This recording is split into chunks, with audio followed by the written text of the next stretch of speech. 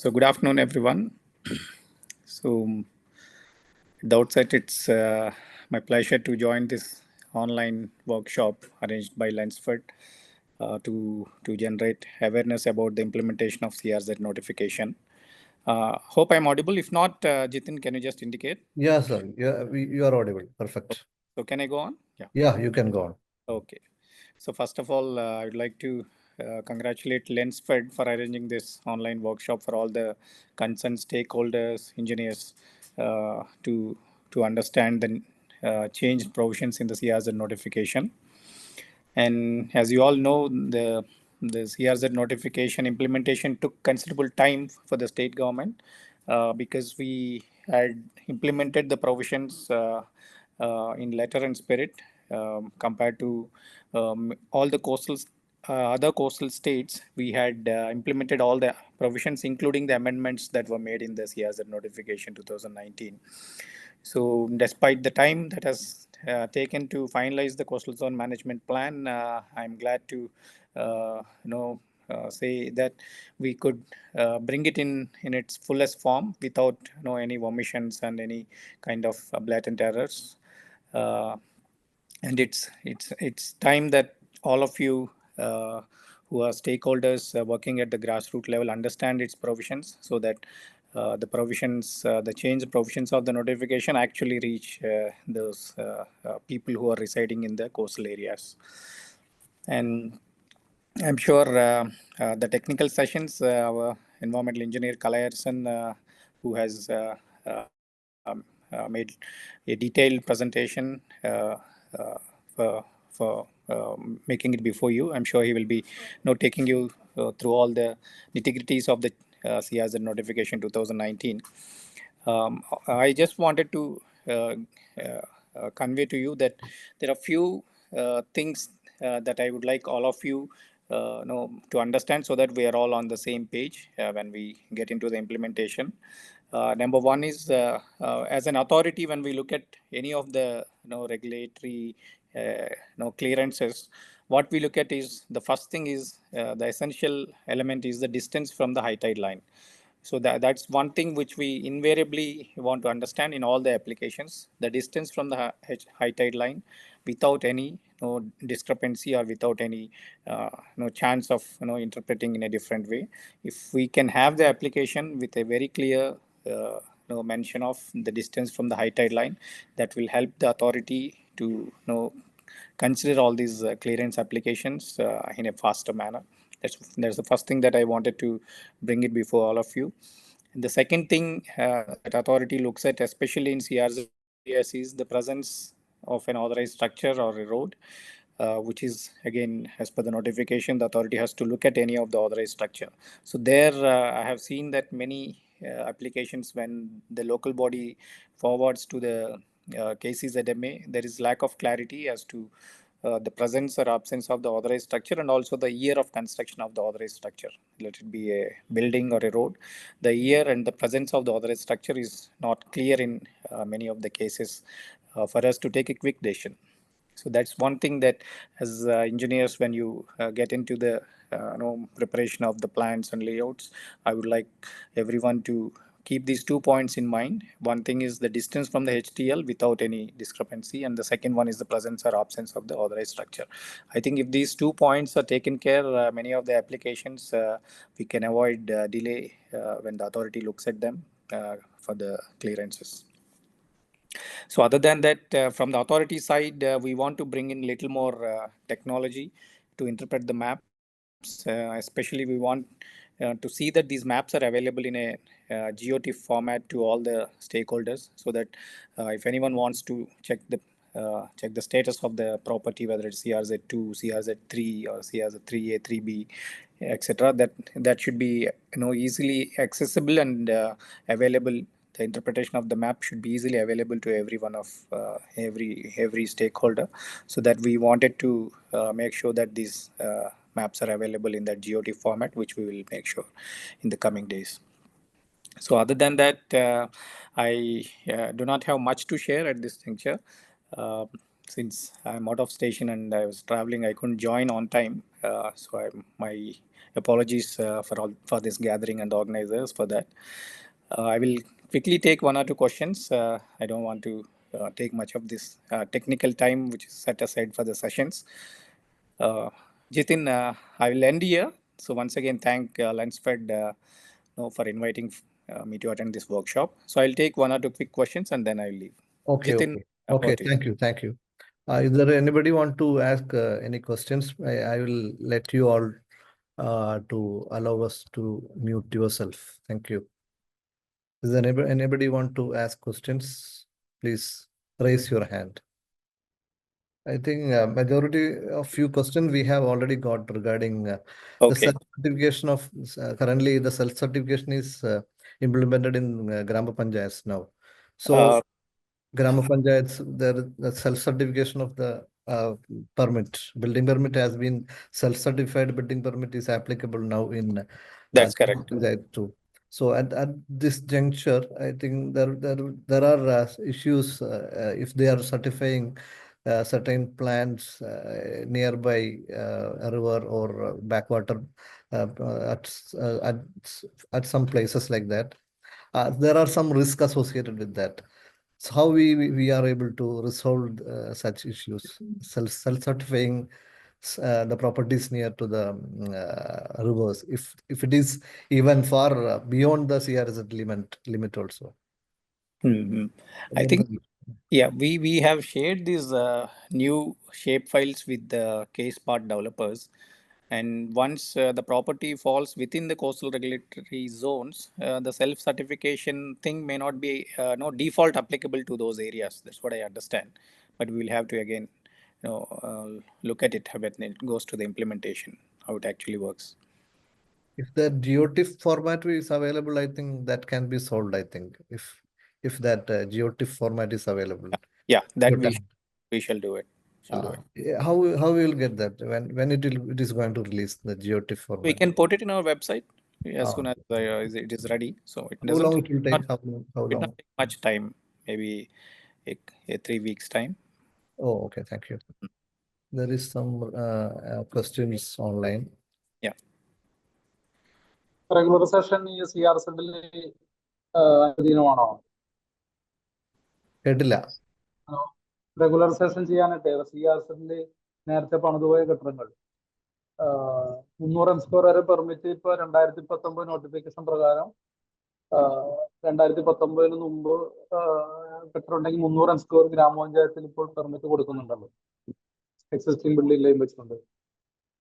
അപ്പോൾ അതിനു മുമ്പ് പണിതുപോയ കെട്ടിടങ്ങൾ 2011 നോട്ടിഫിക്കേഷൻ പാലിക്കാതെ പണിതുപോയ അന്ന് ഉണ്ടായിരുന്ന നമ്പറുള്ള റെഗുലർ സെഷൻ റിനോവേഷൻ ചെയ്ത കെട്ടിടങ്ങൾ ടാക്സ് റിവൈസ് ചെയ്യാൻ അഡീഷണൽ ഏരിയ ടാക്സ് റിവൈസ് കൊണ്ട് ക്രമവൽക്കരിക്കാൻ പറ്റുമോ? He's asking question. Yeah, I understood. മനസ്സിലായി. ഈ ക്രമവൽക്കരണവുമായിട്ട് ബന്ധപ്പെട്ട് 2011 നോട്ടിഫിക്കേഷൻ അനുസരിച്ച് ആ സ്ഥലത്ത് കെട്ടിടം അനുവദനീയമാണെങ്കിൽ അത് ക്രമവൽക്കരിക്കാനുള്ള പ്രൊവിഷൻ 2019 നോട്ടിഫിക്കേഷനിലുണ്ട്. ഒരു സ്ഥലത്ത് 2011 നോട്ടിഫിക്കേഷൻ പ്രൊവിഷൻ വെച്ച് നോക്കുമ്പോൾ അവിടെ അനുവദനീയമല്ലെങ്കിലും അവർ പണിതു. അപ്പം അങ്ങനത്തെ സ്ഥലങ്ങളിൽ റെഗുലറൈസേഷൻ പ്രൊവിഷൻ ഇല്ല. ഇൻ കേസ് അവിടെ പെർമിസിബിൾ ആയിരുന്നു, 2011 നോട്ടിഫിക്കേഷൻ അനുസരിച്ച് അവിടെ പെർമിസിബിൾ ആയിട്ടുള്ള സ്ഥലമാണ്, പക്ഷേ അവർ മുൻകൂറായിട്ട് അനുമതി വാങ്ങിയിട്ടില്ല. അങ്ങനെ ഉള്ള കണ്ടീഷനിൽ മാത്രമേ നമുക്ക് റെഗുലറൈസ് ചെയ്യാൻ പറ്റൂ. അനുവദനീയമല്ലാത്ത, for example CRZ 1A, CRZ 1A 2011 നോട്ടിഫിക്കേഷനിലും പെർമിസിബിൾ അല്ലായിരുന്നു. അപ്പം അങ്ങനത്തെ സ്ഥലങ്ങളിലുള്ള കെട്ടിടങ്ങൾ റെഗുലറൈസ് ചെയ്യാനുള്ള പ്രൊവിഷൻ 2019 ഇല്ല. പിന്നെ റെഗുലറൈസേഷനുമായിട്ട് എല്ലാ അപേക്ഷകളും സംസ്ഥാന തലത്തിലാണ് തീരുമാനമെടുക്കേണ്ടത്. അത് ലോക്കൽ ബോഡി ഫൈനലായിട്ട് തീരുമാനിക്കാൻ പറ്റില്ല. ലോക്കൽ ബോഡിയുടെ റെക്കമെൻഡേഷനോടെ സംസ്ഥാന തലത്തിലേക്ക് അയക്കണം, KCZMലേക്ക് അയക്കണം. ലോക്കൽ ബോഡി റെക്കമെൻഡേഷനോടെ അയക്കാൻ പറ്റുന്നില്ലെന്ന് പഞ്ചായത്തൊക്കെ പറയുന്നു.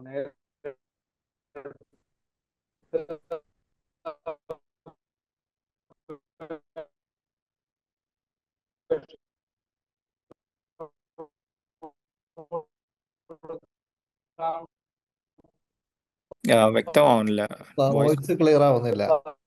സാറേ CRZ ഒരു ബിൽഡിംഗ് ഉണ്ടെങ്കിൽ എങ്ങനെ എടുക്കാം? 2 ല് ഹലോ, എന്താണ് വ്യക്തമായില്ല, ഒന്നോട് ചോദിക്കാം. CRZ2 ഒരു ബിൽഡിംഗ് ഉണ്ടെങ്കിൽ അതിനെ റീകൺസ്ട്രക്ട് ചെയ്യാനായിട്ട് പറ്റുമോ? ഒരു ബിൽഡിംഗ് CRZ2 ഗ്രാമപഞ്ചായത്ത് നേരിട്ട് റെഗുലർ സെഷൻ അയക്കില്ല എന്നാണ്. ഗ്രാമപഞ്ചായത്ത് പറയൂ, സജിമോൻ പറയൂ ആദ്യം. സജിമോൻ.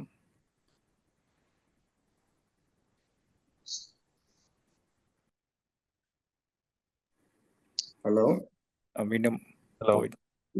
ഹലോ. സാർ, ഒരു പ്രദേശത്ത് ഒരു ബിൽഡിംഗ് മാത്രം ഉണ്ടെങ്കിൽ, ഒരു CRZ2 ഒരു ബിൽഡിംഗ് മാത്രം ഉണ്ടെങ്കിൽ അവിടെ എന്തൊരു ഏരിയ പണിയാൻ പറ്റും? ഒറ്റ ബിൽഡിംഗ്. ഒരു എക്സിസ്റ്റിംഗ് ബിൽഡിംഗ് പുതുക്കി പണിയാൻ പറ്റുമെന്നാണോ? അതെ, ആ സെയിം ഏരിയ അതിൽ കൂടുതൽ എടുക്കാൻ പറ്റുമോ? Existing same building. ഏരിയ കടലിന് അതാണ് ആദ്യത്തെ സ്ട്രക്ചർ ആണെങ്കിൽ അത് ഓതറൈസ് സ്ട്രക്ചർ ആയിട്ട് അത് ഒരു റെഫറൻസ് പോയിന്റ് ആയിട്ട് മാറും. അപ്പോൾ അത് reconstruction with the same plinth area മാത്രമേ പറ്റുള്ളൂ അല്ലേ? ഹലോ, പറയൂ സർ. മുനിസിപ്പാലിറ്റികളിൽ പുതിയ പെർമിറ്റിന് അപേക്ഷ കൊടുക്കുമ്പോൾ 50 മീറ്ററിനുള്ളിൽ ഇവിടെ തന്നെ കൊടുക്കാന്ന് പറയുന്നുണ്ടല്ലോ ലോക്കൽ ബോഡിയിൽ നിന്ന്. ഹലോ, ചോദ്യം എന്താണ് ചോദിക്കുക ആദ്യം. അപ്പൊ നമുക്ക് അതിന് ഇവിടുന്ന് ആദ്യം NOC എടുക്കേണ്ട ആവശ്യമുണ്ടോ, അല്ലെങ്കിൽ സ്മാർട്ട് വഴി ഡയറക്റ്റ് പെർമിറ്റിനുള്ള അപേക്ഷ കൊടുത്താൽ മതിയോ? അല്ല, 300 സ്ക്വയർ മീറ്റർ വരെ ഉള്ളത് അത് ലോക്കൽ ബോഡി തന്നെ തീരുമാനിക്കും. അത് ദൂര പെർമിറ്റ് അതിന് ബാധകമല്ല. എത്ര ദൂരത്തിലായാലും 300 സ്ക്വയർ മീറ്റർ വരെയുള്ള വാസഗൃഹമാണെങ്കിൽ അത് ലോക്കൽ ബോഡി തന്നെ അതിനുള്ള ക്ലിയറൻസ് തരും. അത് വീണ്ടും വാസഗൃഹമാണ്. പക്ഷെ എന്റെ ചോദ്യം എന്താണെന്ന് വെച്ചാൽ നമ്മള് ഈ സ്മാർട്ടിൽ അപേക്ഷിച്ചാൽ മതിയോ, അല്ലെങ്കിൽ അതിനു മുമ്പ് ലോക്കൽ ബോഡിയിൽ NOCക്ക് അപേക്ഷ കൊടുക്കേണ്ടതുണ്ടോ? സ്മാർട്ടിൽ കൊടുത്താൽ മതിയായിരിക്കും.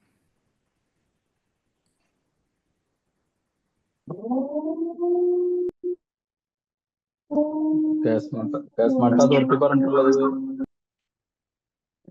ആദ്യം CRZ പെർമിഷൻ എടുത്തിട്ട് സ്മാർട്ടിൽ ചെയ്യാനെന്ന് പറഞ്ഞു. ഹലോ, പറയൂ. നേരത്തെ ഇവിടെ ചോദിച്ച ചോദ്യത്തിലെ പിന്നെ 300 സ്ക്വയർ വരെയുള്ള വീടിന് പെർമിറ്റ് എടുക്കാൻ മുനിസിപ്പാലിറ്റിയിലെ പിന്നെ സ്മാർട്ട് വഴി അപേക്ഷ കൊടുത്താൽ മതി എന്നുള്ളതാണ് ചോദിച്ചത്. ആ ചോദ്യത്തിന് വേറൊരു വശം കൂടി ഉണ്ട് സാർ. അതായത് ലൈഫ് പോലെയുള്ള പിന്നെ ചില വീടുകൾക്ക്, അതായത് 7 മീറ്റർ ഉയരം കുറവുള്ളതും 300 സ്ക്വയർ താഴെയുള്ള വീടുകൾക്കൊക്കെ സെൽഫ് സർട്ടിഫൈഡ് ആയിട്ട് പെർമിറ്റ് ഞങ്ങൾ ലൈസൻസുകൾ തന്നെ ഇഷ്യൂ ചെയ്യുന്ന രീതിയാണ് ഇപ്പോൾ സ്മാർട്ടിലുള്ളത്. അപ്പം അങ്ങനെ ഒരു പെർമിറ്റ് ഇഷ്യൂ ചെയ്യുമ്പം അതിന് NOC മുനിസിപ്പാലിറ്റികൾ ഇപ്പോൾ ഇഷ്യൂ ചെയ്യുന്നില്ല. അങ്ങനത്തെ ഒരു പെർമിറ്റ് വരുമ്പോൾ, ബിൽഡിംഗ് പെർമിറ്റിന്റെ കേസിൽ അങ്ങനത്തെ സന്ദർഭത്തിൽ എന്ത് ചെയ്യും എന്നുള്ളതാണ് ഇതിന്റെ ശരിയായൊരു ചോദ്യം. അല്ല, സ്മാർട്ടില് സെൽഫ് പെർമിറ്റുമായിട്ട് CRZ നിയമങ്ങൾക്ക് ബന്ധമില്ലല്ലോ. CRZ നിയമം മുൻകൂർ അനുമതി വാങ്ങണമെന്നാണ് പറയുന്നത്. അപ്പോൾ എന്തായാലും NOC സ്മാർട്ടിലൂടെ കൊടുക്കുമ്പോൾ അങ്ങനെ വേറൊരു ഓപ്ഷൻ ഇല്ല സാർ. അപ്പൊ അത് മുനിസിപ്പാലിറ്റി ഒന്നെങ്കിൽ എന്ത് തരണം, ഞങ്ങൾക്ക് ഒരു NOC തരണം. അതായത് ഇതിന് വേറെ NOCയുടെ ആവശ്യമില്ല എന്നുള്ളൊരു, അത് മുനിസിപ്പാലിറ്റി തരുന്നുമില്ല. അല്ലെ, NOC ആവശ്യമില്ലാന്ന് തരാൻ പറ്റില്ലല്ലോ. CRZ അവർക്ക് NOC കൊടുക്കണം. അപ്പൊ അത് കാരണം ഇപ്പൊ ഈ ഒരു പരിധിയിൽ വരുന്ന വീടുകളുടെ ഒക്കെ പ്രവർത്തനം നിന്നു പോകുന്ന ഒരു അവസ്ഥയാണ് ഇപ്പോൾ ഉള്ളത്. പ്രത്യേകിച്ച് ലൈഫ് പോലെയുള്ള പദ്ധതികളൊക്കെ നിർത്തിവെക്കേണ്ട ഒരു അവസ്ഥയുണ്ട്. അപ്പൊ സ്മാർട്ടിൽ അങ്ങനെ ഒരു പ്രൊവിഷൻ ഇല്ലെങ്കിൽ സാധാരണ വഴിയിൽ തന്നെ KCZ ലോക്കൽ ബോഡിയുടെ NOC വാങ്ങിക്കുക, അതിനുശേഷം സെൽഫ് സർട്ടിഫിക്കേഷൻ എടുക്കുന്നതായിരിക്കും നല്ലത്. CRZ NOC കിറ്റിന് ശേഷം സെൽഫ് സർട്ടിഫിക്കേഷൻ എടുക്കുക. സ്മാർട്ട് അതോറിറ്റി അങ്ങനെയാ പറഞ്ഞത്. ആദ്യം പെർമിറ്റ് എടുത്തിട്ട് അത് സ്മാർട്ടിൽ അപേക്ഷിക്കും. അതെ, അതായിരിക്കും സേഫ്. അല്ല, ആദ്യം സാധാരണഗതിയിൽ തന്നെ CRZ NOC എടുക്കുക ആ കെട്ടിടത്തിന്. CRZ NOC എടുത്തതിന് ശേഷം സെൽഫ് സർട്ടിഫിക്കേഷൻ സ്മാർട്ടിൽ നൽകി. അപ്പം എന്താ സാർ, ഞങ്ങൾ മാനുവലായിട്ട് നമ്മൾ ഡ്രോയിങ് കൊടുക്കുമ്പം അവരിപ്പോ പറയുന്നത് എന്താ വെച്ച് കഴിഞ്ഞാൽ സ്മാർട്ടിന്ന് അല്ല, പിന്നെ CRZ ഇപ്പൊ അങ്ങനെ ഒരു NOC നമുക്ക് കിട്ടുന്നില്ല. കാരണം 300 സ്ക്വയർ വരെയുള്ളതിന് LSTD അവർ തന്നെ, തദ്ദേശ സ്വയംഭരണ സ്ഥാപനം തന്നെ പെർമിറ്റ് കൊടുക്കാം എന്നുള്ള ഒരു വാദമാണ് ഇപ്പൊ വെക്കുന്നത്. അതുകൊണ്ട് കൊടുക്കുന്ന പ്ലാൻ അവർ സ്വീകരിക്കുന്നില്ല അവിടെ മാനുവലായിട്ട് കൊടുക്കുമ്പോൾ. അപ്പൊ NOC CRZ എങ്ങനെ ആണെങ്കിൽ കൊടുക്കണം എന്നുള്ളത് അവർക്കും അറിയില്ല, മുനിസിപ്പാലിറ്റിക്കും അറിയില്ല അതിൽ എങ്ങനെയാണ് NOC ഇഷ്യൂ ചെയ്യേണ്ടത്. ഇതാണ് ഇതിലൊരു വിഷയമായിട്ട് വരുന്നത് പ്രധാനമായിട്ടും. ഓക്കെ, അത് ഡീറ്റെയിൽസ് എന്താണ് ഞാൻ LSCDയുമായിട്ട് സംസാരിച്ചിട്ട് പരിശോധിക്കേണ്ടി വരും. എനിക്കതിന് ഇന്റഗ്രിറ്റി അറിയില്ല. സാറേ ഒരു ക്വസ്റ്റ്യൻ എക്സിസ്റ്റിംഗ് ബിൽഡിംഗ് ഒരു 65 അങ്ങനെ 70 m² ഉള്ള ബിൽഡിങ്ങിന്റെ കാര്യത്തിലാണെന്നുണ്ടെങ്കിൽ നമുക്ക് സെൽഫ് സർട്ടിഫൈഡ് എടുക്കാൻ പറ്റൂലേ എന്നുള്ളതാണ് ചോദ്യം. ഒരു CRZ ഒരു 10-15 മീറ്ററേ ഉള്ളൂ, എക്സിസ്റ്റിംഗ് ബിൽഡിംഗ് ഉണ്ട്, അപ്പൊ അതിന് നമുക്ക് സെൽഫ് സർട്ടിഫിക്കേഷൻ എടുക്കാൻ പറ്റുമോ? അല്ല, അത് ആൾറെഡി ആൻസർ ചെയ്തിട്ടുണ്ട്, സെയിം ക്വസ്റ്റ്യൻ. അത് അങ്ങനെ ഒരു പ്രൊവിഷൻ സെൽഫ് സർട്ടിഫിക്കേഷൻ NOC ഇല്ലാതെ എടുക്കാൻ ഇല്ലെന്നാണ് നേരത്തെ സംസാരിച്ച സനിൽ പറഞ്ഞത്. എക്സിസ്റ്റിംഗ് ആണെങ്കിലും പറ്റില്ല അല്ലെ? എക്സിസ്റ്റിംഗ് ഏരിയ ഉണ്ടെങ്കിലും പറ്റില്ല അല്ലെ? ഇല്ല, അങ്ങനെ CRZ ഏരിയയിൽ സെൽഫ് സർട്ടിഫിക്കേഷന് NOC ഇല്ലാതെ എടുക്കാൻ പറ്റില്ല. Oh yes. Hello sir. Hello. Yes. ഞാനൊരു 150 ഒരു കൊമേഴ്സ്യൽ ബിൽഡിംഗ് ഞാൻ ഒരു ഐസ് പ്ലാന്റ് ആയിരുന്നു, പെർമിറ്റ് എടുത്തു. അത് കംപ്ലീഷൻ ആയി വന്നപ്പോൾ ഏകദേശം ഒരു 25 m² കൂടിപ്പോയി. ഞാനത് റെഗുലേഷന് അപ്പം പഞ്ചായത്തിന് പറഞ്ഞു റെഗുലൈസ് ചെയ്യാൻ. അപ്പോൾ റെഗുലേഷന് അയക്കുമ്പോൾ അങ്ങനത്തെ കേസുകളിൽ എന്താ റെഗുലൈസ് ചെയ്ത് കിട്ടുമോ? ഇല്ല, കമേഴ്ഷ്യൽ ബിൽഡിങ്സ് റെഗുലൈസ് ചെയ്ത് കിട്ടില്ല. അല്ല സാർ, അപ്പൊ നമ്മൾ എന്ത് ചെയ്യും? കാരണം ഏത് ബിൽഡിങ്ങുകൾക്കാണെങ്കിലും ഒരു 10% വരെ വാസഗൃഹങ്ങൾക്കാണ് അത് LSCDയുടെ ബിൽഡിംഗ് റൂൾസ് അനുസരിച്ച് അവർക്ക് റെഗുലറൈസ് ചെയ്യാം. പക്ഷെ CRZ മേഖലയിൽ അങ്ങനെ റെഗുലറൈസ് ചെയ്യാനുള്ള പ്രൊവിഷന് ഈ CRZ നോട്ടിഫിക്കേഷനിൽ ഇല്ല. അതുകൊണ്ട് ഞങ്ങൾക്ക് അതിൽ ആൻസർ ഇല്ല. എങ്ങനെ റെഗുലറൈസ് ചെയ്യാന്ന് ചോദിച്ചാൽ ചെയ്യാൻ പറ്റില്ല. അവരിപ്പോ പറഞ്ഞ 5 m² കൂടിയാൽ പോലെ അവര് സമ്മതിക്കും. അതിനൊരു സൊല്യൂഷൻ ആദ്യം അപേക്ഷിക്കുമ്പോൾ തന്നെ ഒരു 10 m² കൂട്ടിയിട്ട് അപേക്ഷിക്കുന്നതായിരിക്കും സേഫ്. ഇത് 2019 മുന്നേ ഞങ്ങൾ പെർമിറ്റ് എടുത്തൊരു സാധനമായിരുന്നു. ഇപ്പൊ വന്നപ്പോ അത് കൂടിപ്പോയി. അതെ, ഈ CRZ നിയമത്തിനകത്ത് അങ്ങനെ ഒരു പോസ്റ്റ് ഫാക്ടോ ക്ലിയറൻസിനുള്ള പ്രൊവിഷൻ ഇപ്പൊ ഇല്ല. അതുകൊണ്ട് ഒന്നും റെഗുലറൈസ് ചെയ്യാൻ പറ്റില്ല. അപ്പൊ ഈ ലൈഫിൽ വരുന്ന വീടുകൾക്കാണെങ്കിലോ? വാസഗൃഹങ്ങൾക്ക് പറ്റും, അതാണ് ഞാൻ പറഞ്ഞത് നേരത്തെ തന്നെ. ഓക്കെ സാർ, ക്വസ്റ്റ്യൻ ഈ 300 m² വരെയുള്ള വാസഗൃഹങ്ങൾ നമുക്ക് റെഗുലറൈസ് ചെയ്യാനുള്ള ഓപ്ഷൻ ഇപ്പൊ ഉണ്ടോ CRZ-ല്? പഞ്ചായത്തുകളിൽ 300 m² വരെയുള്ള പഞ്ചായത്തുകൾക്ക് റെഗുലറൈസ് ചെയ്യാനുള്ള പ്രൊവിഷൻ ഇല്ല. റെഗുലറൈസ് ചെയ്യുന്നതെല്ലാം KCZMA ആണ് തീരുമാനിക്കുന്നത്. അതിൽ M² ലിമിറ്റ് ഇല്ല. Okay sir, okay, thank you. പക്ഷെ അത് പഞ്ചായത്ത് റെക്കമെൻഡേഷനോട് അയക്കണം KCZMA. Okay, so I will take ഒരു ലാസ്റ്റ് ക്വസ്റ്റ്യൻ. ഹലോ സാർ, ഒരു ക്വസ്റ്റ്യൻ. CRZ-2-ലെ ഹലോ യെസ് ഗോ ഓൺ. 2-ല് കൊമേഴ്സ്യൽ ബിൽഡിങ്ങിന് പെർമിറ്റിന് എന്തെങ്കിലും തടസ്സമുണ്ടോ? CRZ-2-ല് ഓതറൈസ്ഡ് സ്ട്രക്ചർ ഉണ്ടെങ്കിൽ അതിന് പാരലൽ ആയിട്ട് അല്ലെങ്കിൽ അതിന്റെ കരഭാഗത്തേക്ക് കമേഴ്ഷ്യൽ ബിൽഡിംഗ് പണിയാം CRZ-2-ല്. അത് CRZ-3-ക്കും ബാധകമാണോ? അത് CRZ-3-ലൊന്ന് ബാധകമാണോ? അല്ല, 3-ലെ ഓതറൈസ് സ്ട്രക്ചർ അല്ലല്ലോ നോക്കുന്നത്. 3-ലെ HTL ഡിസ്റ്റൻസ് ആണ്. അപ്പൊ ഈ 500 മീറ്ററിനുള്ളിൽ ഇപ്പൊ ചെറുകിട കൊമേഴ്സ്യൽ ബിൽഡിങ്ങുകളൊന്നും പണിയാൻ പറ്റില്ല? ഇപ്പൊ ചിലര് സ്വയം തൊഴിലായിട്ട് പദ്ധതികളൊക്കെ, ചെറിയ ഷോപ്പുകളോ? സ്വയം തൊഴിലിന് ആവശ്യമുള്ളത് അത് കേസ് ടു കേസ് ബേസിസിൽ തീരുമാനിക്കും. പക്ഷെ അത് തീരുമാനമെടുക്കുന്നത് അത് KCZMA ആണ്, ലോക്കൽ ബോഡി അല്ല. ലോക്കൽ ബോഡി റെക്കമെൻഡേഷനോട് KCZMA അയക്കണം. Okay, thank U. Okay, so I'll have to leave. Okay. Thank you so much, sir, for your questions, and you have taken so much time to attend our questions. Thank you so much. Sir. Okay. Thank you everyone. Thank you, sir. Thank you very much. Okay.